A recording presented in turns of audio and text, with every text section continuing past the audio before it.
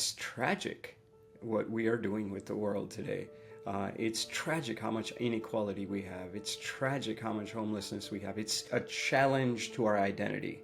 It's not just a challenge to the material world. I think this is bringing in a challenge to our identities. The default operating system suddenly becomes salient and all these things. So it exposes this process. Also, being at the receiving end of these acts is quite disruptive. Will it make us more human, or will we be more computer-like?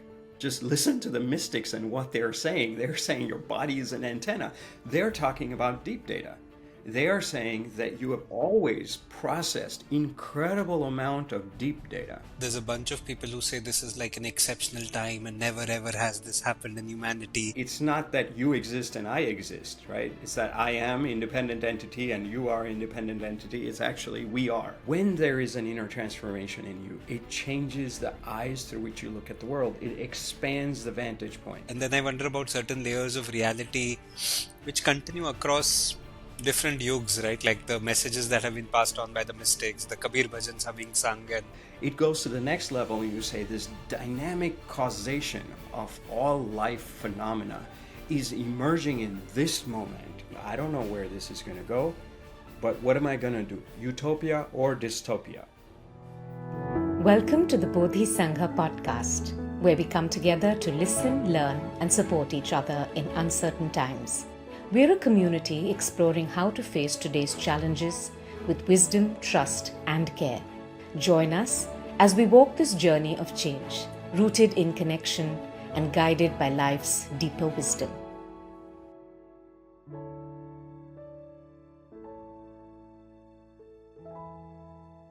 Namaste and welcome to yet another edition of the Bodhi Sangha podcast, where we're bringing leaders from all around the world to talk to us about the meta crisis, about possible responses, and how do we make sense of this beautiful moment, this tender moment that humanity finds itself in.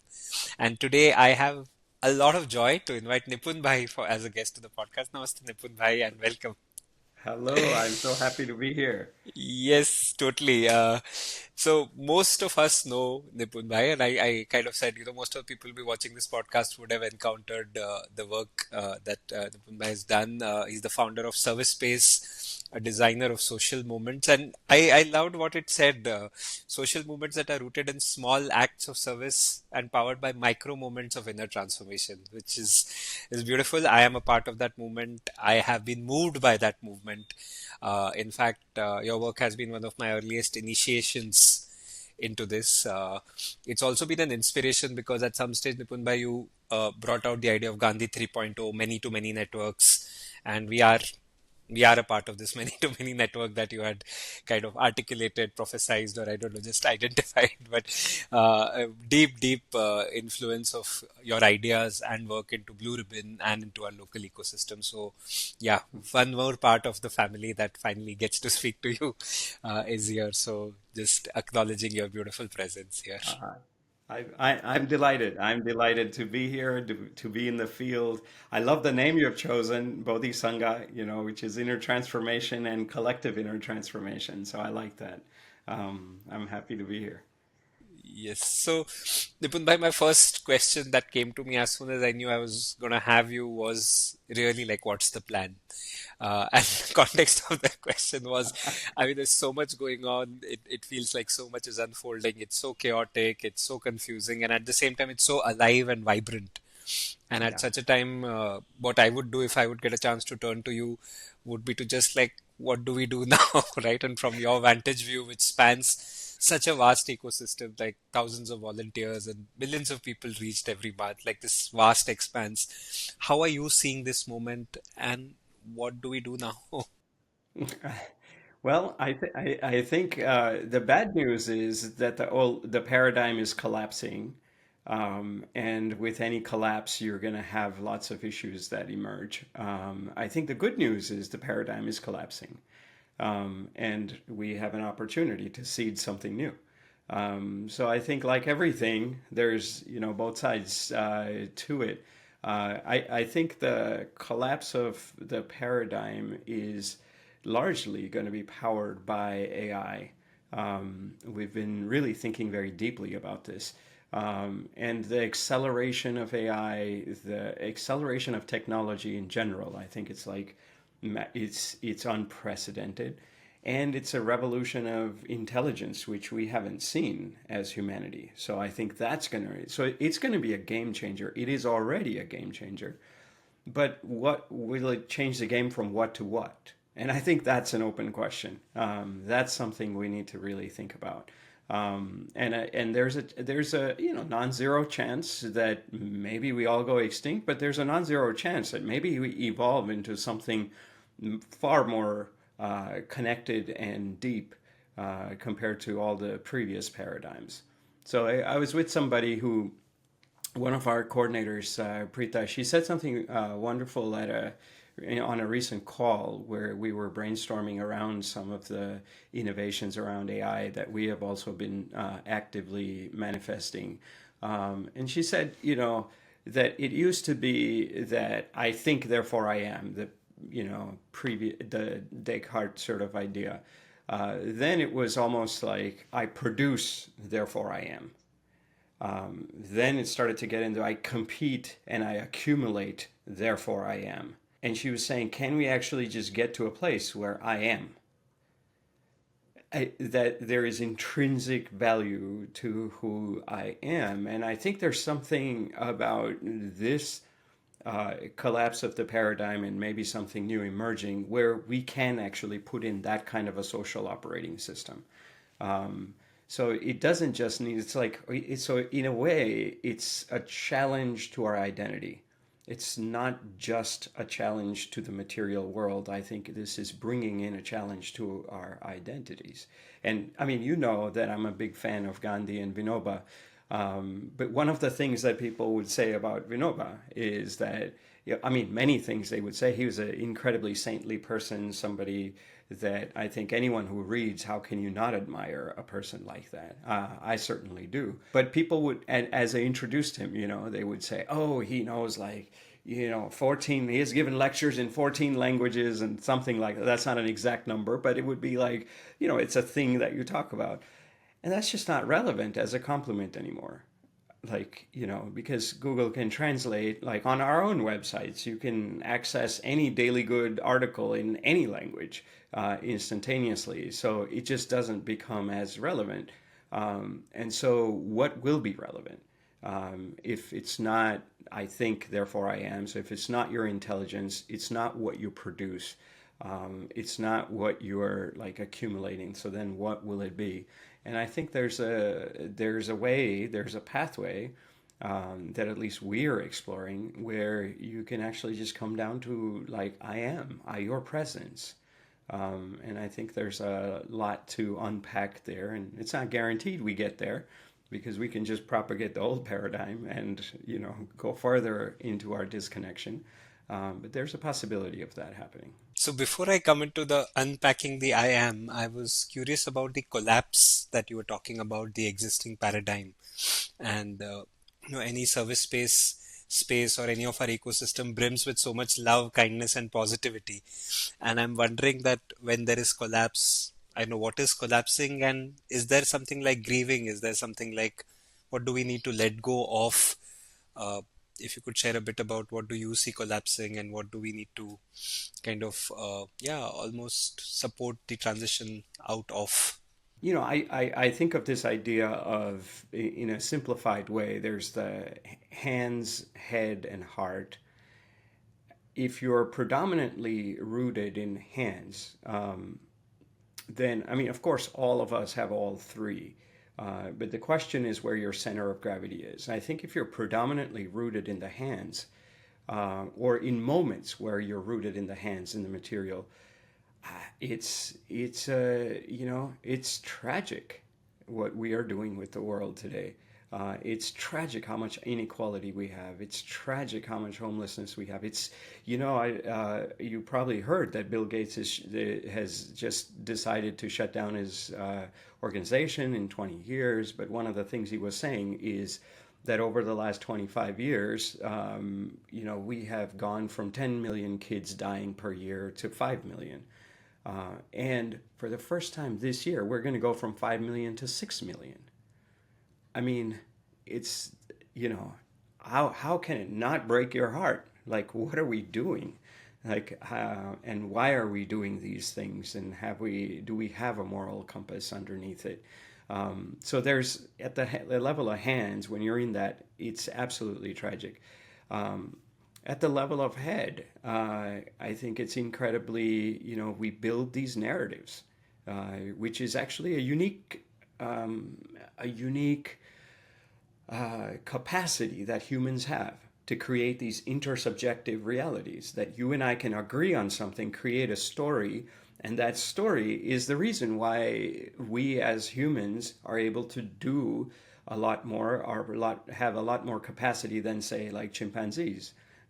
Because at the level of hands, they're way stronger, right? Or maybe not way stronger, but there's all kinds of mixed research around it. But this is what makes us uniquely human. But the stories we have created are rooted in fear, are rooted in greed, are rooted in profound separation. And so you say, wow, like that doesn't sound great either. And so you're like, so in moments where I'm in my hands element, I'm in the material element, it just breaks my heart. I'm the kind of guy where if I go out on the streets and I see a homeless person, and there's thousands of them around where I'm in. I've been around. I've lived on the streets myself for one year back in 2005, on a pilgrimage of sorts. So it wasn't involuntary, but nonetheless. So this is not new to me, but still, when I see a homeless person, I'm often moved to tears every single time. So it breaks my heart at that level. And at the level of head, like I just, I myself checked out of the whole Silicon Valley greed paradigm, right? And at that time, I didn't know anybody who had done that. This is 1999, even a few years before that. The internet had just come out. I just had a degree in computer science from UC Berkeley. I had the Silicon Valley Network, which is where I grew up. I mean, all the conditions were ripe for me to go and into this narrative that, go create a business that adds value, that will help people. And a part of me said no, and I didn't go that route. Instead, I'm doing stuff for in service without a price tag, and I have been for so many decades now. And so that when the narrative gets hijacked, and we do this to ourselves. It's not like one person is doing it to somebody else. It's a collective shared agreement, and I think it's a failure of our imagination. But if you're in that head element, you just read the news, and you're like, how, it breaks your heart. And so I think we need to anchor there. But then there is this third element, which is the heart. And if you're in that heart element, then I think what the heart affords you is the capacity to hold a much more infinite game. So, hands and heart is still a very finite game where you have winners and losers. The heart invites you to a place in yourself where it's a very vast, infinite game. And James P. Carse wrote a book many decades ago called Finite and Infinite Games, and he summed it up really well in 2 sentences. He says, a finite game is played for the purpose of winning. An infinite game is played for the purpose of continuing the play. So we have, at the moment you win at the cost of somebody else losing, it's a finite game. And if you're in your head or in your hands element as a center of gravity of your consciousness in any particular moment, it's a very finite game orientation. But the heart puts you in a very infinite game. What Gandhi might say, sarvodaya, which sounds very utopian, right? You say, well, how in the world can you benefit all beings? Can you design in a way that there's no losers? That sounds like out there, you're from Mars. And no, I don't think so. I think it's possible. But I think it requires our consciousness to be in the heart element. So if I go to the hands or the head, it's very hard for me to make a case, even to myself, that we get out of this in a more wholesome way. Across all things. I mean, I'm not just saying climate or inequality or polarization. I'm saying like this multipolar crisis where my solution, my good-hearted solution to a problem, leads to another problem that you have to solve, and your solution leads to somebody else's problem. So we are just completely caught in this web, and it's very hard to have. At least to think myself out of it, given all the data, given all the patterns. But I think for me, what's helped is these practices of the heart, which have anchored me in that place of a more infinite game, and then from that place in you, you don't react and say, "Oh my God, the world is burning. Can't you see we're all gonna, kill ourselves?" You then respond. You respond with a heart of service and you say, look, I don't know where this is going to go, but what am I going to do? Utopia or dystopia? I am making a vow to respond with as much love as I'm capable of, which is to say, I'm making a vow to be in that infinite game part of myself. And I think that's possible, and I think that's the only thing that I think will help us get into a new paradigm. Beautiful.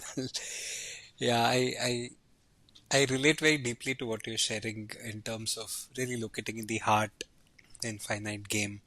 And also locating in the head is a lot of confusion. There's so many narratives, the whole information ecology is all polluted. The hands, like you said, we are on like a material destruction. And also I'm wondering that with AI coming in, maybe a lot of the quote unquote burden to be productive is kind of outsourced. There is tech taking care of it. So the burden, not the burden, the joy of being human is left for us to experience. Right? Like then it's even more an opportunity to kind of inhibit the heart, but also I guess things like intuition, right? Things like non-rational, like there is some territory that the AIs of the world are capable of navigating because they're trained on certain stuff, but then there's a whole bunch of things which are not. Is there something still left for human beings to live into, feel into, I don't know, intuition, non-rational ways, miracles? Curious about what about that part of it and the I am. Yeah, no, I mean, I gave a talk once, 2017 in Munich. I remember because it had a very unique title. It was Algorithms and Love, Algorithms and Intuition, I think, more specifically. And it's like, oh, what is that, And I mean, people saw that and they were like, what, how do those two things connect? And the way I see it is algorithms help you process big data. So if your Google Maps is like revealing all the data it's processing every second, you couldn't make sense out of it. It would be overwhelming. It wouldn't be functional. It wouldn't help you. So that helps you process a lot of big data. But intuition is our evolutionary impulse to help us process deep data. And you say, well, what is this deep data? And that's a question we need to be asking.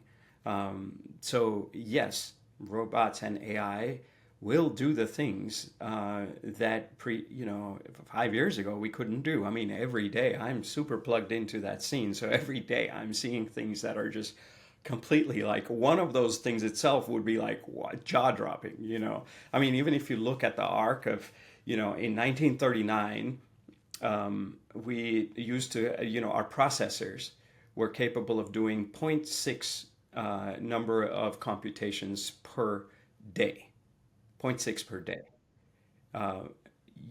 2024, we are doing 1 point, how many? Oh gosh, I forget the exact number. Billions per second. That was 2024. Now it's 1.35 quintillion per second in 6 months. Wow. So this is just like a ridiculous, like you're going from zero point 0.6 to billions last year to quintillion within 6 months. And so you see that exponential ramp up. and you see the pace at which these things are coming out, and it's just like I think it's going to collapse. It's going to definitely change the whole paradigm. Now the question is, will it will it make us more human, or will we be more computer-like? That will, if we lose connection to the deep data, then we're going to be more computer-like, right? And then we stand no chance. Uh, but is there a way? Can we imagine a way in which we leverage these tools to actually make us more human? So the vision, I mean, I think we do this thing. We have a project called Awaken AI that has all these bots, is doing lots of very interesting things. But one of the things we say is that you had the microscope, and the microscope helped fill the gap around your awareness. So if something's happening at a cellular level in my body, I need to be in integrity with it, because otherwise I'm going to get sick. And so the microscope helps us do that, right? A telescope helps us be in integrity with the cosmos, which with normal states of awareness, you may not be able to sense. So it helps us fill those gaps and be in deep integrity. Can AI be an inner scope, right? Can it help me see within myself, not just at a biological objective level, but in a contextual way? It's capable of doing that. Um, and then not just stop at the inner scope, but the interscope. Can it expand into how we relate to each other? Can it help us frame different shared agreements so we come together in a very different way?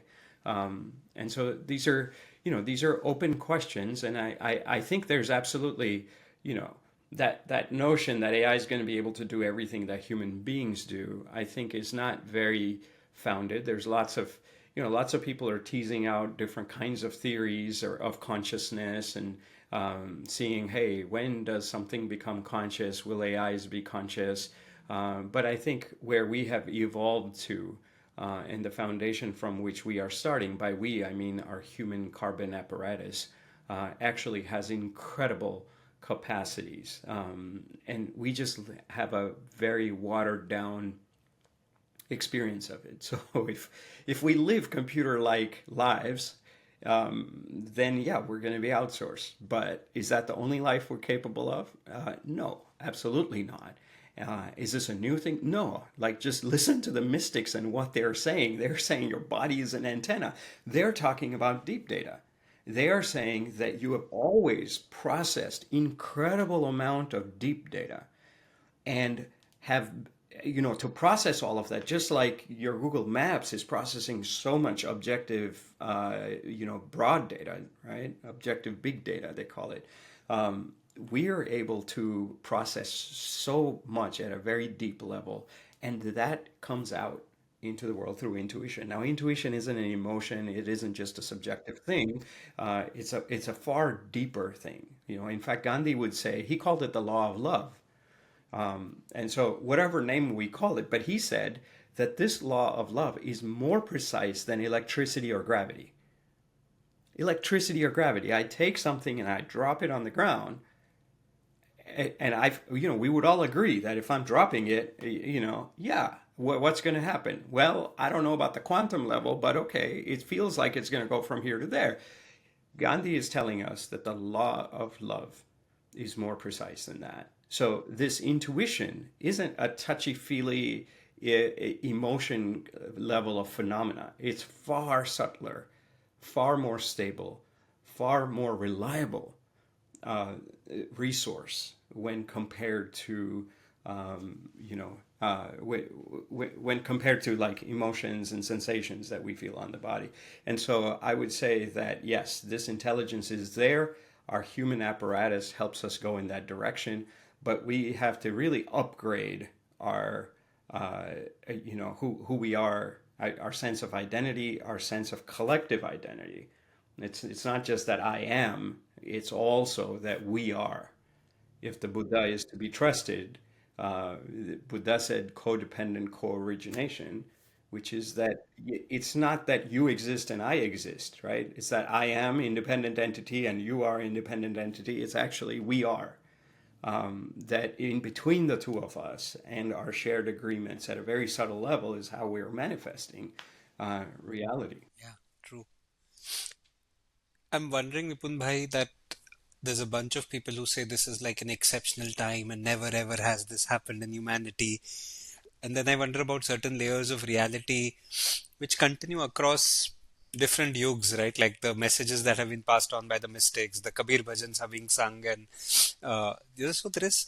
I'm wondering if there are deeper layers, and like you said, the law of love that Gandhiji spoke about, subtler realities which I don't know. I wonder if AI will give us more space to actually lean into the subtler and subtler spaces which are not otherwise. We've been too busy with the material and the gross and trying to be useful and productive. And I'm wondering if it'll, I don't know, is there something there to lean into, or, and is there something that we can carry through this with us, as passed on wisdom across generations? Will it still hold?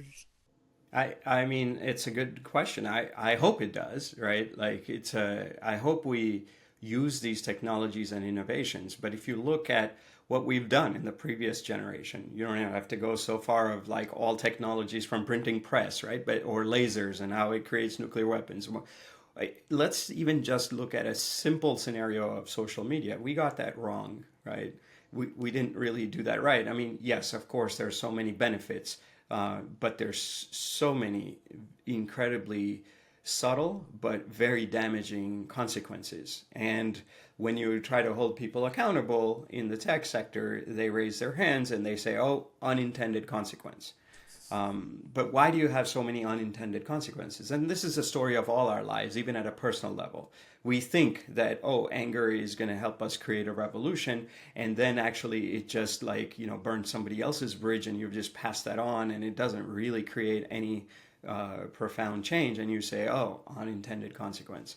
I didn't know any better. So what gives us faith that we will get this right? Because we will do the same thing here. So AI by default is going to automate the status quo. And we're going to, there's going to be a few people who cash in and increasingly less number of people who are able to cash in on that automation. So if previously it took me 10 staff, now I can do that with one AI that I hire, with very few computational resources, super cheap. And you say, okay, that's not going to really, and that centralization of profit will be in lesser and lesser hands. And we're seeing the patterns of this. The writing is on the wall. Nobody would disagree with this. So, yeah, okay, well, that's one path, that's one approach, one scenario. But how do we use this innovation in a way that doesn't just propagate and amplify and automate the status quo? And I think a large part of that is going to be a call to our imagination. Can we imagine it in a way that it doesn't just serve the multiplication of wants? So Gandhi had this very beautiful phrase. He says we have to go from, or this may have been some of our this may not be an exact quote. It could be a synthesis of what he said, but I really like this idea of Gandhian economics in some sense, is to go from multiplication of wants to fulfillment of needs. And if you look at the space from which all this tech innovation comes, before they become products, before they create unintended consequences, before someone like Mark Zuckerberg has to testify in Congress, turn around and say, oh, I'm so sorry that my product killed all your daughters and kids and even sons because of the self-image problem, all these things. And he's like, oh, I'm sorry. Like that's way downstream. How do we go much farther upstream?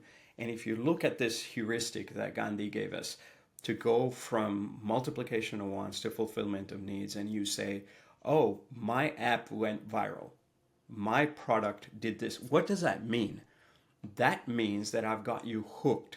Why do we refresh our phones 2,600 times a day? Because it gives us a dopamine high. And this is they knew all this I'm like a lot of my peers, a lot of our friends created all these things.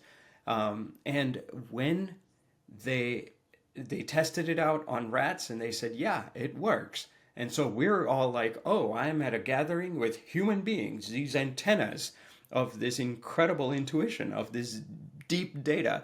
And we were like, oh, I'm going to the bathroom and I'm going to refresh, right? Like, what are you thinking? But that's that addiction. That's the Yeah, dopamine yeah, addiction. And what is that addiction? It's like, oh, I have a want. I'm dissatisfied because this want algorithm itself is not satisfying. And now you're giving me a fulfillment of that want. And the more and more I do it, I become a dopamine junkie. And so we're just like addicted on this hamster wheel, and that doesn't quite work. So the deep question, the bigger question, is can we innovate from a very different foundation?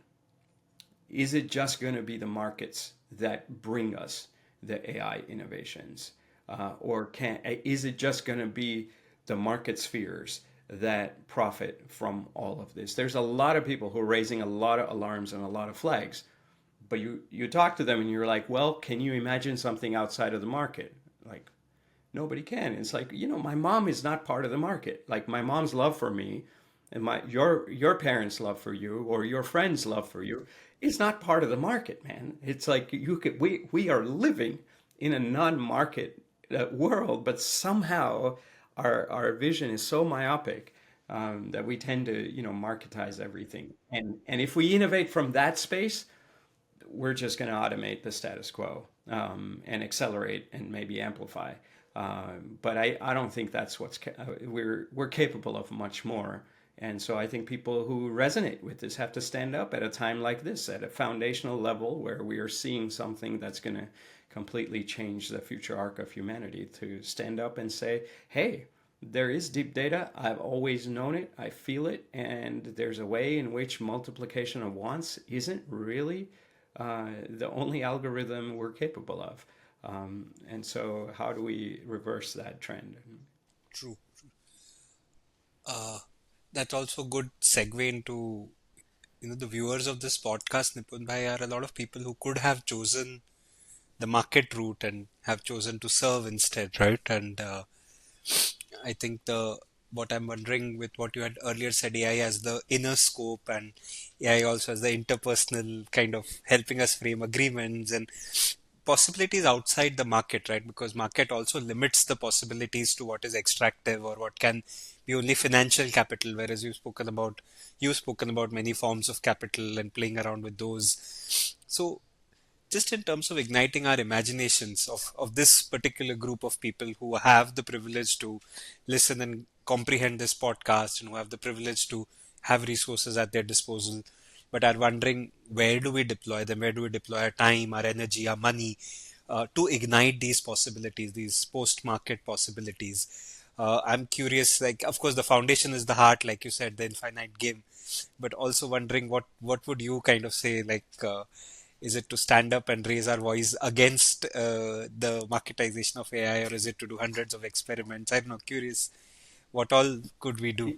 Yeah, great question, and I think you know my answer. So I'll tell you a very humorous anecdote of one of my friends. She runs a church in LA, and at one point I was speaking to her church, and everyone's jazzed up, and then some people are asking this question, and then somebody else from a different sector asking this question, and there was like huge number of people, everyone asking these questions, and at some point she comes on as the MC back on stage. It's like, does anybody else have a question for Nipun so he can tell you that its answer is a small act of kindness, right? it's it's like, there's something so profound and powerful about a small act of service. And you say, well, how the world is burning, what the heck is a small act of kindness going to do? It does something very profound. It changes your eyes through which you look at the world. And once your eyes are changed, so a small act of kindness, let's unpack that because I think it's worth doing because people tend to look at this and say, tell me about some think tank stuff. Tell me about a new idea. Tell me about an AI model. And we could do that. And I think there's value to that. But this is far greater value. And you say, why? What happens when you do a small act of service in that moment? You are actually attacking the very core, what we talked about, this multiplication of wants versus fulfillment of needs. You're attacking that core algorithm that's baked in, which is why people are able to create these apps and create these tools that suck us in because it's propagating this algorithm. And instead of multiplication of wants, a small act of kindness is telling us that in this moment, I'm not prioritizing the me. No more multiplying of the me. I may get some benefit, but that's completely secondary. So my primary impulse is to serve the not me. That I'm helping somebody else, which means I'm seeing that other person on a completely voluntary basis as something that has value. It's non-market, it's non-accumulatable, it's non-acquisitional. It is fundamentally intrinsic. And when you honor that, it changes the core inner operating system. There is an inner transformation in you. And when there is an inner transformation in you, it changes the eyes through which you look at the world. It expands the vantage point. So you're like, I used to be able to see before that act of kindness, but now you're able to see a lot more. Maybe not a lot more in terms of big data, but a lot deeper. Different indices you start opening up in front of you. And as you do that, you're able to find that acupuncture point in a much more skillful way. So there's all of this stuff, right? Like an acupuncturist I love the metaphor of acupuncture because I had this wrist problem for a while, and they kept on looking at it and trying, and I was like, and for a while, even when I was in India, I was traveling for months. I had a wrist thing on, and I just couldn't lift it up, and every so often I would I would lift even a glass, and it would like just collapse. My hand would just kind of lose all its strength, and I'm like, what is this? And it just was. Nobody could solve it for a couple months. And then I ended up going to an acupuncturist. Even they couldn't solve it. And then this woman just happened to walk in when I was getting a treatment. And she's like an expert in that world. And she's like, oh, yeah, this is easy. Okay. Yeah, please help. I would love that. If this is so easy. And she's like, oh, you have a problem in your neck. Because I probably slept wrong, and I knew actually the exact date when that happened. It was really cold, and I probably was like, I was in a place without a heater, all this stuff, and I probably slept in a really wrong way, but that's when it started. And she just put a bunch of needles here, and all of a sudden, that's connected to my shoulders, that's connected to my arm, that's connected to my wrist, and boom, like all gone. So, and all they do is like put these needles in, right? So you're like, it's a very gentle intervention that changed something in a very dramatic way. So you look at the social field and you say, if I do an act of kindness, if I have this inner transformation, if I pause temporarily, even this multiplication of wants, I start to see more, then I'm able to just find that one acupuncture point that seems small, but it changes everything. But even that is not nuanced enough because then everyone goes in and says, "Oh, I want to know all those key points where okay, let's create a database. So if you have a wrist problem, then go check the neck. If you have That's still in a very finite game. Then the next level of it is that all of these formations, all the sort of wrist pains of the world and all the causes and conditions, they're all dynamically emerging. So it's not like a static thing that you can put in a textbook and go to acupuncture school to figure it out and create a think tank and you say, we are the acupuncture people who will find the needle points in society and we have done this 10 times and here are the next nudges that should come out into the world. It's not that. It doesn't stop there. That would still be big data. It goes to the next level and you say this dynamic causation of all life phenomena is emerging in this moment, through me, through you, And all of that is coming together, and my profound intuition, my body as my antenna, is actually equipping me to have the guidance of that acupuncture point. Hmm. Hmm. And all of this, if you try to go with your head or hands, it's not going to get you there. If you lead with the heart, if you lead with the smallest act of kindness, it goes and tells you, it may not give you all acupuncture points, but it'll give you the acupuncture point that is yours to do in Hmm. that Hmm. moment as a response. And that, if I compare to you and I say, wow, Abhishek is like going and talking to the prime minister is changing the world, I'm just like, how sweeping the floor for sweeping the driveway for my neighbor, like, okay, I'm not going to get a Nobel Prize, but you don't know the nth order ripple effect of that. Hmm. Hmm. And Hmm. you will never know. So to me, how do we get on this virtuous cycle? And it starts with an act of kindness. So I have said this to some of the most influential people in the world, very courageously, because it takes, if you're in a conversation with someone who can like change millions of lives and with one signature, one check, and you're like, an act of kindness. Uh, you can think that you can say, oh, where's this kid from? Like tell, I want to have a conversation when he grows up, like this has been the story of my life. But actually, I think it's very, very profound because you see this deeper arc and you see the arising of this deep data intuition that then informs what you do. So to me, if you were to That's genuinely ask me, small that act of is kindness. And I do this myself, right? I'm not yes, saying yes, you do this and it's a good thing, yes, the whole yes, world should do it. totally. I'm like, man, here, this is what I practice. This is what's gotten me where I'm at. And I've kept Beautiful. at it for, Yes. decades now. So, Absolutely. Seen you do that, I think, and of course, so much of the work has also inspired us to do these acts of kindness. I think a couple of things that come to me are one is it's meditative because I can see my own barriers and blocks, and they suddenly become visible in face of the act itself. Like everything, like suddenly everything gets foregrounded.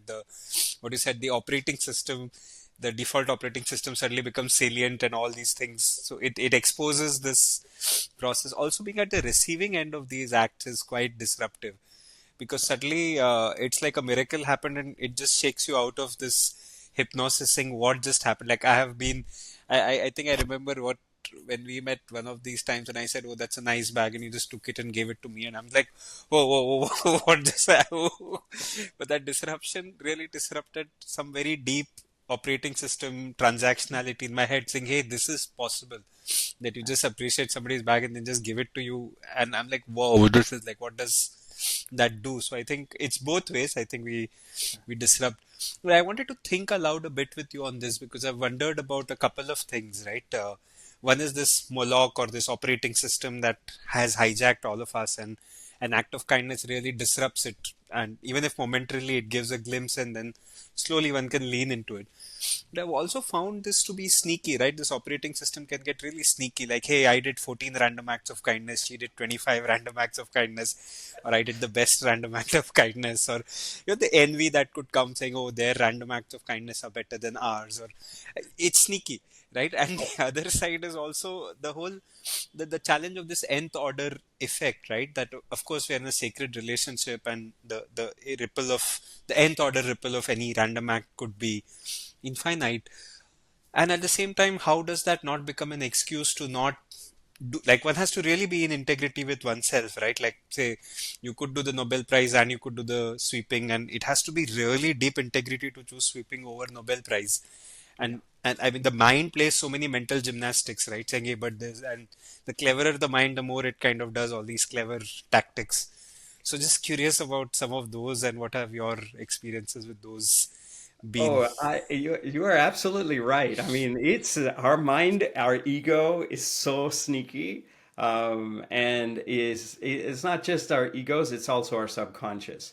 So at a conscious level, I can have all the great intentions, but at a subconscious level, I'm propagating that same old multiplication of wants algorithm inside me.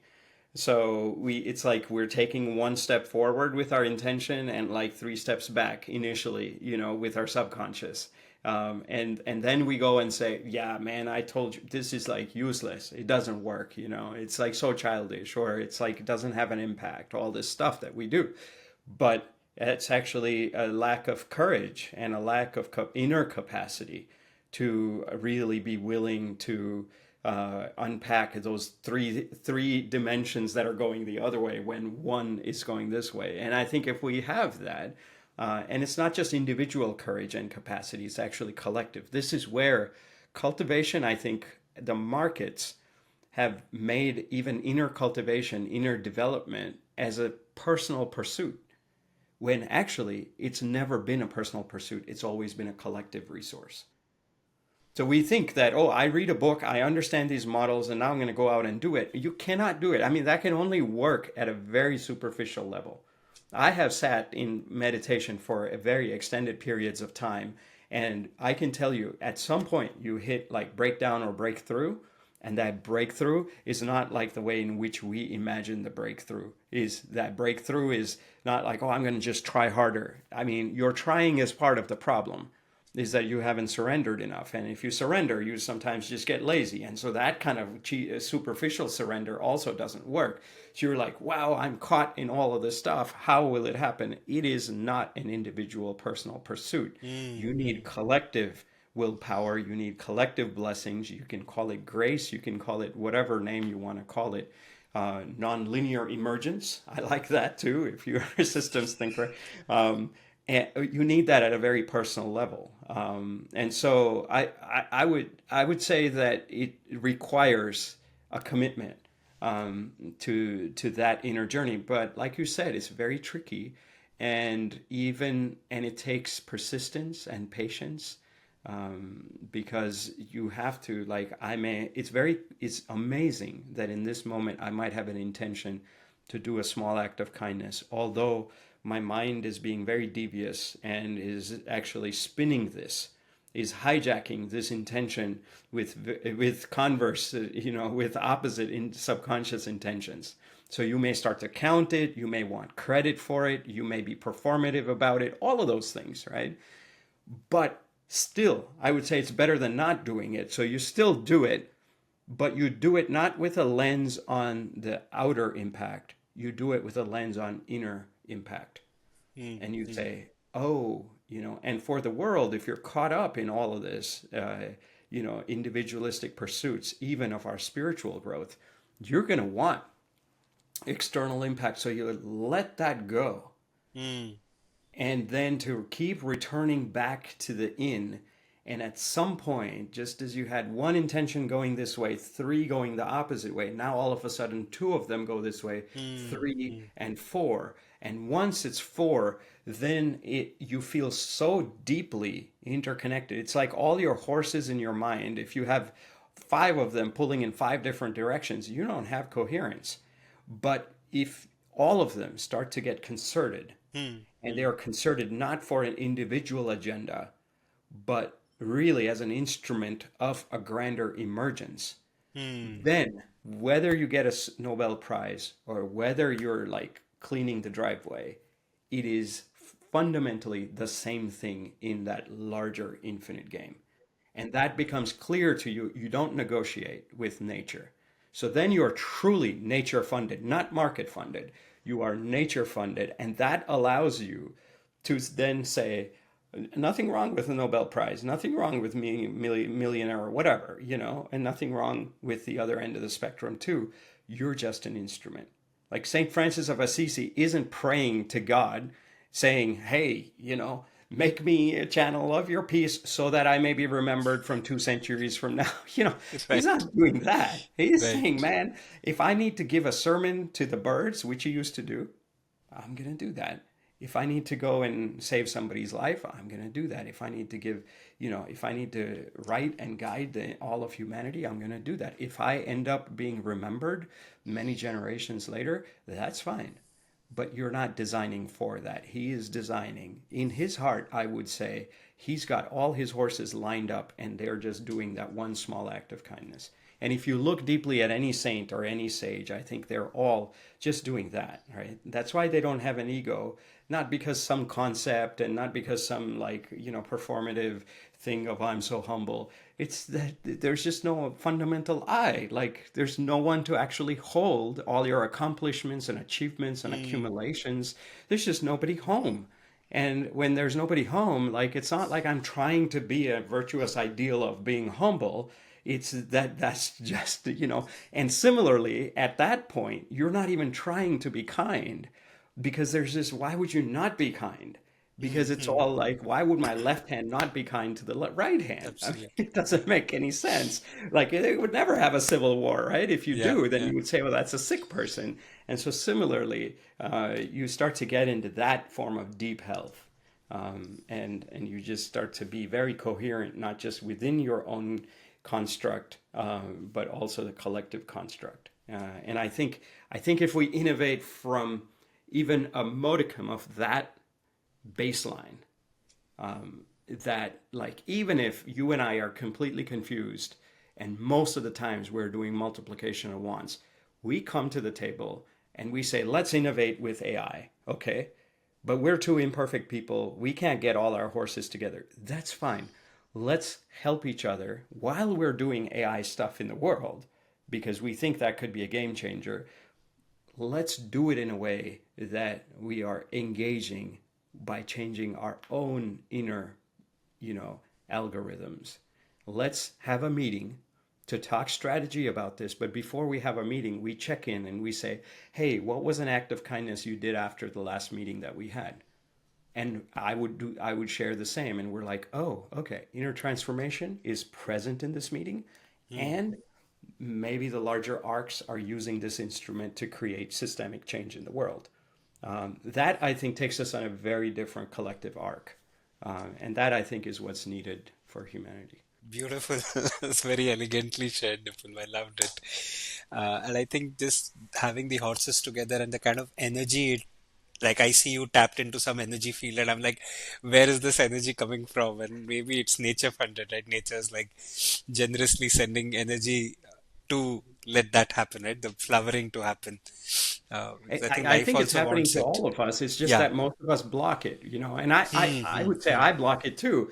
But on a good Monday, I may not be able to do it 7 days a week, right? But on a good Monday, I'm like, yeah, man, let's Let's rock do this this. joint. And then the more I'm in it, and the more you're in it, you might have a Yes, good Tuesday, absolutely. and your Tuesday helps me on my down days, and my Mondays may help you on your down days. And so if we can create that instead of this completely fragmented and polarized world that we have, which is systemically propagated at the moment. I think we would really have a new paradigm. Yes. I wanted to move now towards the end, like as we're coming towards the closing of this podcast, to what we are trying at Bodhi Sangha, right? And the idea of a Sangha, like you said, these, I think islands of coherence also I first heard from you only saying that how do we have these networked islands of coherence? And so we have our own little local blue ribbon island of coherence and it's connecting to others and the people connecting and trying to sense make together also truly in the spirit of a Sangha, saying what's really unfolding.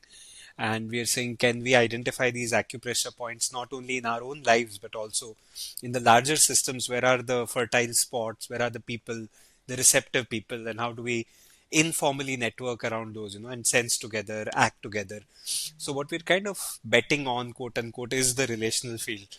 Is the relational field, but specifically because time is limited, energy is limited, we're saying relational field between ecosystem weavers, people who are actually weaving across disciplines, across orgs, and so on, with the hope that their sense making and their coordination may be able to actually find some collective acupressure points just as and so while there's a personal practice that each of us continue, we're also saying what is the sangha collectively can it practice sense making, finding deeper signals and so on. So I was curious around your because service space is such a vibrant and wide global community. It's like a relational field that wraps across includes all of us and wraps across the planet. So curious about relational fields, and since we've been speaking about AI as well, and we've been speaking about small acts of kindness, So just curious about how does building relational fields look like from here on? Uh, is it, yeah, does the technology change how we build relational fields? And yeah, what would you Yeah. what pointers would you give? Yeah. Well, I think that's a really, first of all, I'll just say that's a really important question. Um, and we have been thinking about it. I don't know if I have an answer per se. I don't know how anyone can have any answers in this era because whatever you say will be irrelevant in 6 months, you know. So, but I think so in service space with Awaken AI, we've been looking at 5 layers. At a baseline layer, we have the data layer. And so the first 3 layers, let me say this, the first 3 layers are around AI technology and manifestation. And the fourth is around relationships and the social field. And the fifth is around emergent field, right? You can call it the spiritual field. So the first one at a baseline level is the data layer. And so, Vinoba had Bhudan, right? Like where you gift land. But can we have like data done, right? What does a data commons look like? And so we have a massive data set of all these like spiritual people doing very interesting things, and not just spiritual people, very interesting data sets. And we have, hundreds of them with like tons and tons of terabytes. And I think all of that, if that starts to get shared, as opposed to, privatize and commoditize, it can change the game. On top of data, you have models. So you have different kind of AI models. Now we're seeing some are going to be good in certain things, some will be good in different things. One very bold idea that I was running across is recently is that if all these models are, although they're multilingual on the surface, at its core, they translate everything to English and process in that way. What would happen if it was in Sanskrit? Because language is kind of a grammar too. So, and that's one idea, but you could start to do so many other things in that realm. The third layer on top of that is the agentic layer, an AI agent. So if you look at any workflow, like it takes you 10 steps to do that, can I actually use different kinds of data for each step, different kinds of models for each step, and then collectively come up with a really nice solution? So most recently, we launched a Good News Agent, which is incredible. Go to dailygood.org and you'll see this. For 25 years, we've been running Daily Good, sends out a little bit of good news every day. And like now, the curation, the publication, the discovery, it can all be done by AI in a whole different level. And so we're able to do all of it. I think we'll be able to do a whole lot more. Now, this is an interesting confluence between the market and like a voluntary movement like ServiceSpace, is that in a way we have no staff, and that's great, right? I mean, and within our core, right? And it doesn't mean that we don't intersect with the market. Of course we do, but at its core, it's intrinsically motivated. And when it is like that, when you don't have staff, it gives you a lot of unique insight. Now, where AI is taking us is all these staffed workflows that we used to have, all these transactional workflows, can actually now be done in a transactionless way. So imagine, so all these people, I've gone world over, and anywhere you go, like you can find people who want to give, because giving makes all of us come alive. And so you say, wow. And then on the other side, you say there's so many needs. But we're not able to put those two together, because by the time we put them together, because it's not as easy as like a computer match. You have to have a contextual match, and so that's a hard thing to do. It takes a lot of staff. And once you have a lot of staff, you have an identity and you're doing fundraising. And as soon as you do that, it's my organization versus yours. And as soon as you do that, you're actually propagating the whole cycle of multiplication of wants again, because you're market funded now. And so you look at that and you say, can we actually disintermediate all of that? And you're like, oh, AI could do all of this stuff. Like, can you do peer-to-peer philanthropy without any staff, overhead, or brands? We think we can, and we're working on an agent around that. Can you actually do peer-to-peer philanthropy of time capital, which is to give your gifts, to just be available for each other? in a meaningful way, which, in yes, last year you couldn't do that because it's just a very high overhead process. We've been doing that for 25 years. I can tell you how high overhead you have too. So you kind of have a flavor of it.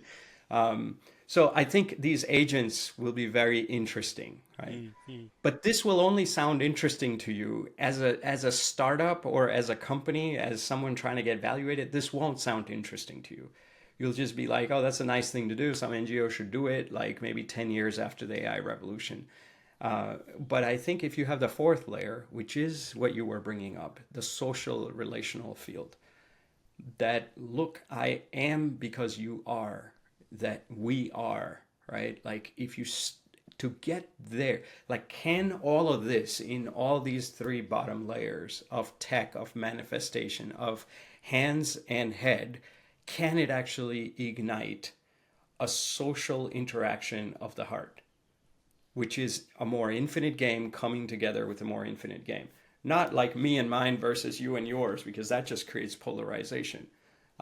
So can it do that? And this was your core question. And I think the answer is, yeah, I think it can. How will it do that? I think that's a question we have to hold. And we have to ask that.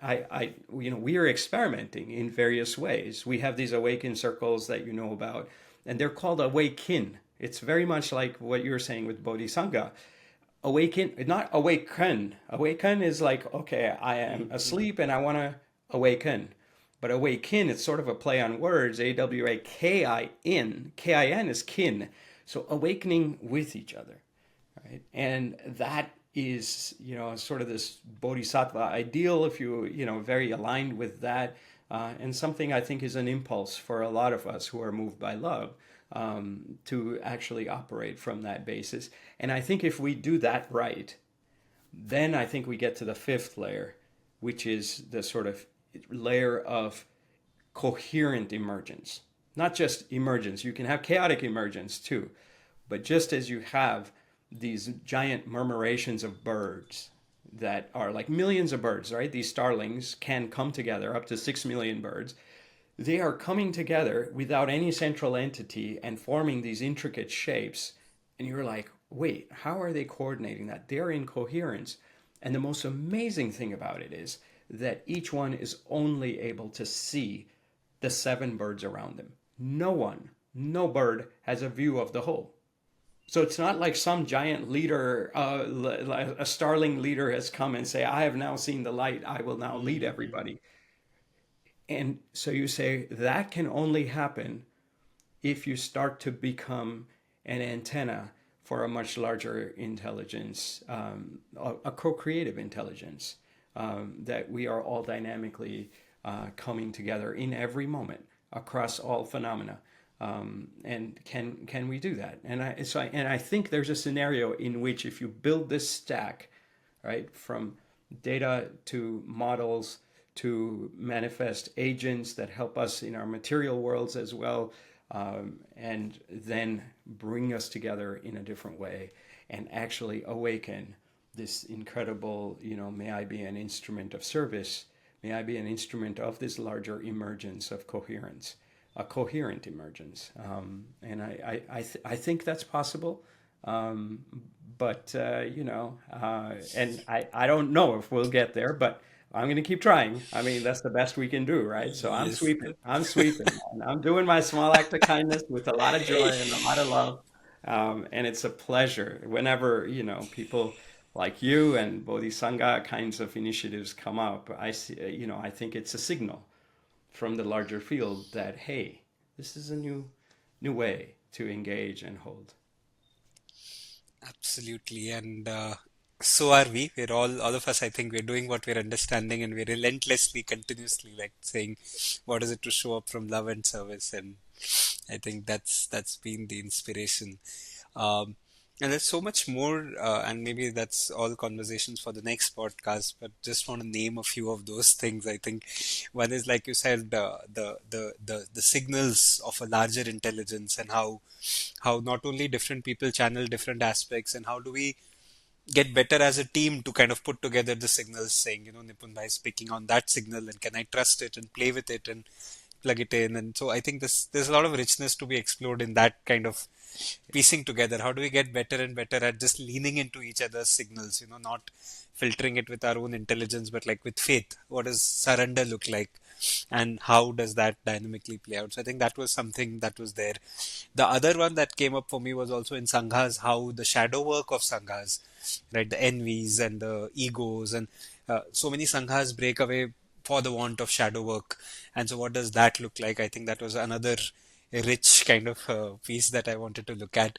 Yet another one that came from the relational layer was also relations with non-human life forms, right? With animals, plants, and other energies and archetypical energies, and what is it to kind of build a relational field with all these elements together. And that would Yeah. also be a lot of fun to talk about. So there's a lot of juicy topics, but I'm also mindful of your time and my time. So maybe these are best left for yet another conversation. But for now, I just want to check in with you if there's anything final that you'd like to. I mean, there's never a final thing. There's always a dot dot dot Yeah, or a yeah, semicolon. There's no, never a full stop. it's a And you yet, you yeah. you you all those juicy topics are fantastic. I'm actually going to Botswana in Africa with this woman who does interspecies communication. So a Wow. bunch of these very interesting people from around the world have come together and says, "I could we need more resources as human beings? Okay, AI is one kind of resource. Our awareness could be a different kind of resource, and maybe." Not maybe for most of us, probably everyone on this podcast would probably say, "Hey, the universe is alive. Those aren't just animals that are useful for our market paradigm. Those aren't just like plants. Like, I mean, everyone is capable of providing that signal. We're always in deep community." And this woman, Anna Breitenbach, is sort of a world class communicator of animals. She's been doing that, not just animal training, like communication.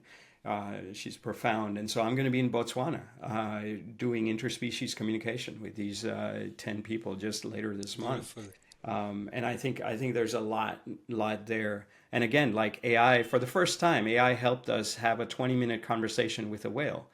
And it's like, wow, that's amazing. But then you look a little deeper and you say, well, what will our first conversation be like? Like, will we say I can get humans for $10 an hour and I can get a whale for $3 an hour? So let's extract. Or will we say, wow, like, what does it mean to have a new social operating system? By social, I don't just mean human to human. So I think there's a lot of possibilities where all these things start to collide. But I'll end with this one practice that we had this retreat in just a couple months ago at the Gandhi Ashram.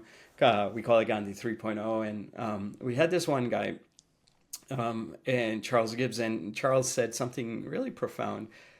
He said one of his practices that he does, and that a bunch of them do in their meetings of their organization, is that they will come together and they will say that, look, if we're so profoundly interrelated, that it's not just Nipun's body and Nipun's mind and Nipun's thoughts, it's like here, the boundary between your mind and my mind starts to really blur. And if it starts to blur, the hearts start to blur, the heart resonance starts to blur.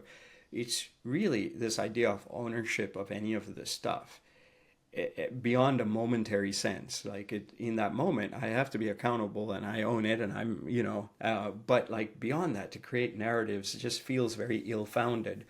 And he says, what's a practical way in which I can practice that in this moment?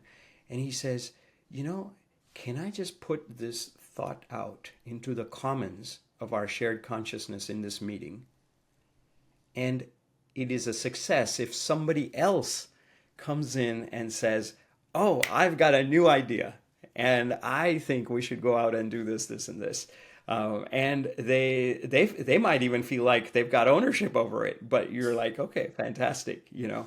Who do you have to be in that space in you where you say, this is something that didn't start with me and doesn't end with me, that I'm just a steward, whether it is material resources, whether it is mental resources, or whether it is heart intelligence, or whether it is a profound intuition. Regardless, it's not mine. I'm just holding it momentarily. I'll be a good steward of it and let it flow. And can I let it flow? We all want it to flow in a way that's visible, but can I actually flow it truly invisibly? And then can I rejoice when that comes into manifestation. And, it's like Abhishek is thinking these thoughts and then Nipun says them, and others might be like, oh, Nipun, that's a great thought. Can you rejoice in that? And if you are, then the odds are that your horses are starting to align. And Hmm. if those horses are starting to align, you become an instrument, and there's no greater satisfaction than that. And so I hope we continue to weave these new archetypes, and I've known you and your work for a long time, for maybe since even before it started. And so I hope you keep doing what you're doing, and please count on me as some kind of an invisible volunteer that, like, is trying to share his goodwill. So thank you so much. Yes, invisible volunteer as well as an inspiration that always energizes and radiates so much metta and so much joy. So, what a beautiful conversation, Nipun bhai. Thank you so much for sharing, and it leaves me with a little bit of desire to keep talking, and yet trusting that this podcast is probably meant to pause here, and these will flow further ahead. Thank you so much for being here. It was Thank you. beautiful. Thank you.